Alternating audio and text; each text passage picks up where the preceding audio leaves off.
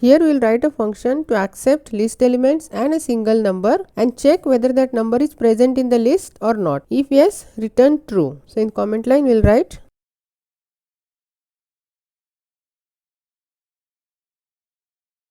So first we will define function search list with two parameters, list and a number. Then we will define one variable f which is initialized with 0, and we will use for loop to check whether number is present in the list or not. So for I in L, we will check if I equal to n, we will set f equal to 1, and outside the for loop we will check if f equal to 1, we will return true, else we will return false.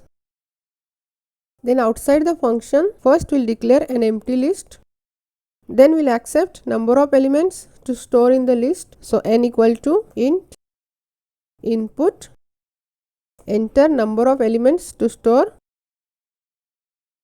and then we will accept list elements. So for I in range 0, n, we will accept element in E. So E equal to int input, enter element, and we'll append it to L. So L dot append E. Then we'll accept the number to check in the list. So num equal to int input, enter number to check, and we'll call the function search list. Since this function is returning only value, we will call it in print statement.